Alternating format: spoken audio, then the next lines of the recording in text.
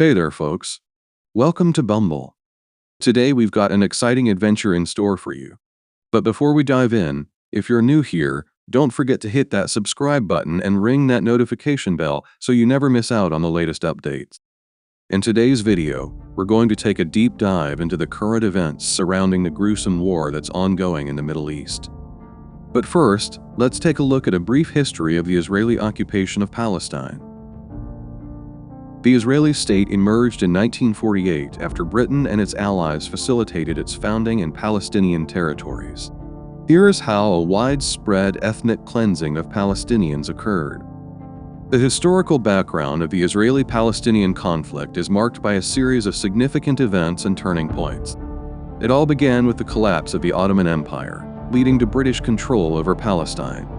The Balfour Declaration in 1917 expressed British support for a national home for the Jewish people, but also promised to protect the rights of non-Jewish communities. After World War II, the United Nations passed a resolution for the partition of Palestine into Arab and Jewish states, leading to the establishment of Israel in 1948. This triggered a war between Israel and neighboring Arab states, resulting in the displacement of many Palestinians, an event known as al-Nakba, meaning the catastrophe. The conflict escalated further with the Six-Day War in 1967, during which Israel gained control of East Jerusalem, the West Bank, Gaza, Golan Heights, and the Sinai. Subsequent conflicts and uprisings, including the First and Second Palestinian Uprising known as Al-Intifada, added to the complexity of the situation. Efforts at peace, such as the Oslo Accords, were made in the 1990s, but the conflict persisted. The assassination of Israeli Prime Minister Yitzhak Rabin and the outbreak of the Second Intifada made the path to peace more challenging. In recent years, U.S. concessions to Israel, including the recognition of Jerusalem as its capital and the unveiling of the deal of the century by Donald Trump, have been met with strong opposition from the Palestinians and the international community, jeopardizing the prospects of a two-state solution.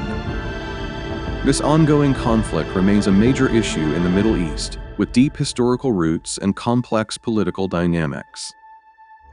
Some of the facts surrounding the occupation of Palestine by Israel are similar in action to that of the phenomenon known as parasitoid behavior, which occurs when a certain species invades a host species and exerts control over them. Certain organisms target a particular host species, mainly for survival and many different other reasons, which in the case of Israel's occupation of Palestine is survival as well as the control over the Holy Land of Jerusalem. Other reasons include the establishment of a home for the supply of necessary resources, as well as protection for itself and its future generations, but on the expense of the occupied host. It is not a secret that the United States is the strongest supporting ally to the State of Israel.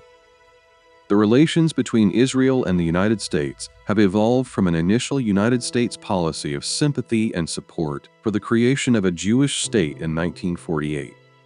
It was the first country to recognize the establishment of the state, to an unusual partnership that links Israel with the United States, trying to balance competing interests in the Middle East region. The United States has been considered Israel's most powerful and supportive ally and hosts the annual Salute to Israel parade in New York City.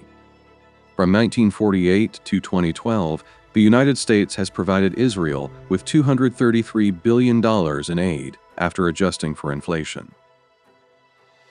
In addition, the U.S. has provided Israel with $19 billion in loan guarantee. The United States is Israel's largest trading partner, accounting for 22.4% of Israel's $43.19 billion in imports and 42.1% of Israel's $40.14 billion in exports annually.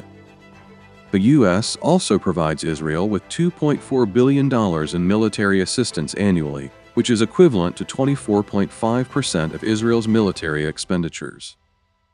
This unconditional support for the State of Israel by the U.S. begs the question of why. Why has the United States always supported the two-state solution, whilst openly supporting one side of the conflict, which is the IDF, and has refrained from supporting the State of Palestine in providing medical aid or military support? Could it be the shared political ideologies between the State of Israel and the United States? Or perhaps it's their shared goal to weaken the Arabic nations gradually? It is important for us to understand that any shared support between two parties is mainly due to the fact that both parties have similar interests. Let us briefly dive into the military history between the United States and some of the Islamic nations during the 21st century. The invasion of Iraq and Afghanistan by the United States, which occurred in the early 21st century, had significant and lasting consequences for both nations and the broader Middle East region. The U.S. invasion of Afghanistan was launched in response to the September 11, 2001 terrorist attacks, which were orchestrated by the al-Qaeda terrorist group led by Osama bin Laden, who was given shelter by the Taliban regime in Afghanistan. The primary goal was to dismantle al-Qaeda and remove the Taliban from power. The U.S. aimed to establish a stable and democratic government in Afghanistan. The results: protracted and ongoing conflict that has continued for over 2 decades, civilian casualties and displacement of millions of Afghan people, a resurgence of the Taliban and the emergence of other militant groups, political instability, corruption, and a struggling economy, as well as a complex and unresolved peace process. Similarly, the U.S. invasion of Iraq was launched in 2003, primarily based on the belief that Iraq possessed weapons of mass destruction and that Saddam Hussein's regime posed a threat to regional and global security. The stated goals included removing Saddam Hussein from power, eliminating weapons of mass destruction, and fostering democracy in Iraq. My fellow citizens, at this hour, American and coalition forces are in the early stages of military operations to disarm Iraq, to free its people, and to defend the world from grave danger.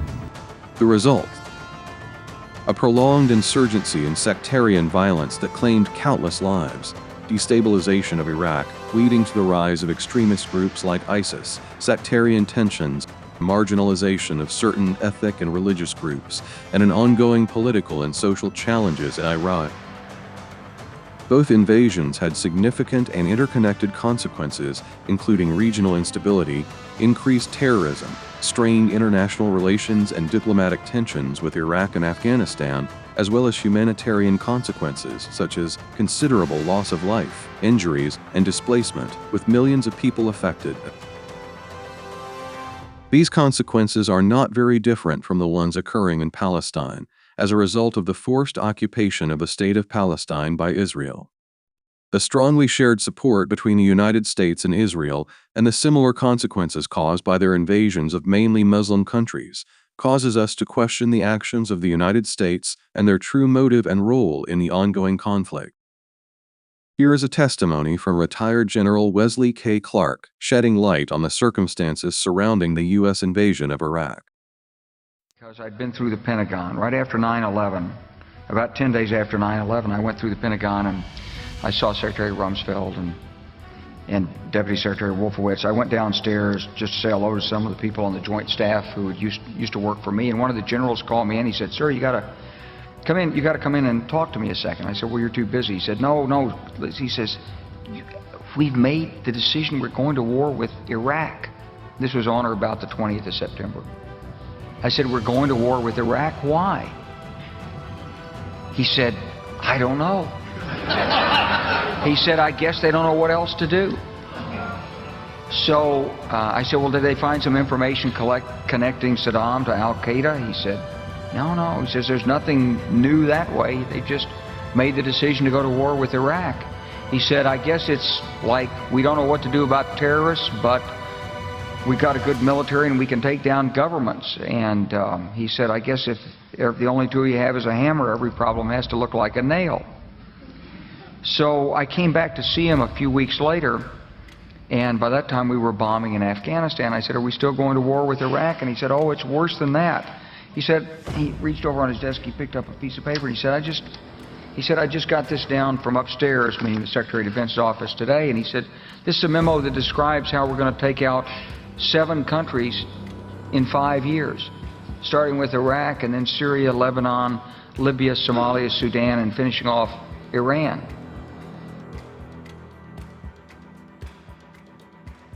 This is a memo that describes how we're going to take out 7 countries in 5 years. I said, is it classified? He said, yes, sir. I said, well, don't show it to me. And I saw him a year or so ago, and I said, you remember that? He said, sir, I didn't show you that memo. I didn't show it to you. I'm sorry, what did you say his name was? I'm not going to give you his name. So go through the countries again. Well, starting with Iraq, then Syria and Lebanon, then Libya, then Somalia and Sudan, and then back to Iran. These hostile actions committed by the United States and the State of Israel towards Islamic nations could perhaps be mainly attributed to their shared spurn for a new uprising of an Islamic empire similar to that of the Ottoman Empire. The 19th century witnessed the gradual disintegration of the Ottoman Empire, which ruled over much of the Arab and Islamic world. Internal strife, external pressure, and a loss of territorial control weakened the empire. European colonial powers, such as the British and French, exploited the Ottoman Empire's weaknesses and began to establish colonies and protectorates in the Arab world. This division and occupation contributed to regional fragmentation. After World War I, the Ottoman Empire was dismantled, and the League of Nations granted colonial mandates to European powers, further altering the political landscape in the Arab world. The Sykes-Picot Agreement, in particular, shaped the borders of the modern Middle East. The 20th century also saw the rise of Arab nationalism and the quest for independence from colonial rule. Countries like Egypt, Iraq, and Syria gained their independence, but the borders drawn during the colonial era often ignored ethnic, religious, and tribal realities, creating tensions. The Arab Spring uprisings in the early 2010s highlighted the fragility of many Arab states. Protests and conflicts in countries like Syria, Libya, Yemen, and Egypt exposed the deep-seated divisions, power struggles, and governance issues. The rise of extremist groups like ISIS and the ongoing Sunni Shia sectarian tensions have added to regional instability, leading to violent conflicts and social divisions.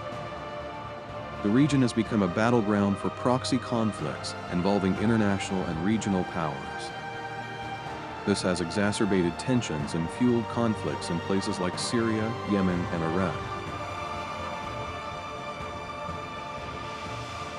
In summary, the division and deterioration of Islamic and Arab countries over the past centuries are a complex result of historical legacies, colonial interventions, regional conflicts, and internal factors. These challenges continue to shape the region's dynamics, making it a focal point for geopolitical and socio-economic concerns in the 21st century.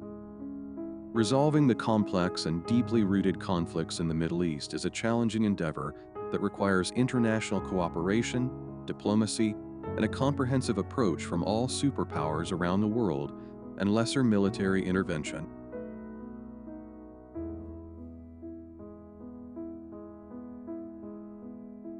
In conclusion, and in these trying times, our hearts go out to the people of Gaza who are enduring immense hardships and suffering. The recent events have brought pain and tragedy to the lives of countless Palestinians. We stand in solidarity with you, with unwavering hope for a brighter future and a profound condemnation of the atrocities that have taken place. We firmly believe in the power of dialogue, diplomacy, and understanding to pave the way for peace. As global citizens, we call for the international community to come together, support humanitarian efforts, and work towards a lasting and just solution for the Palestinian people. Our message of hope springs from the belief that a peaceful and prosperous future is possible. Together, we can build bridges of understanding and empathy. We can strive for a world where people of all backgrounds live side by side, respecting each other's rights and dignity. In our thoughts and prayers, we hold the people of Gaza close to our hearts. We hope for a day when peace prevails and you can live your lives without fear and insecurity. Until then, please know that you are not alone and that there are countless individuals and communities worldwide who stand with you in solidarity and unwavering support, with hope for a brighter tomorrow and a world free from violence. Thank you for joining me today.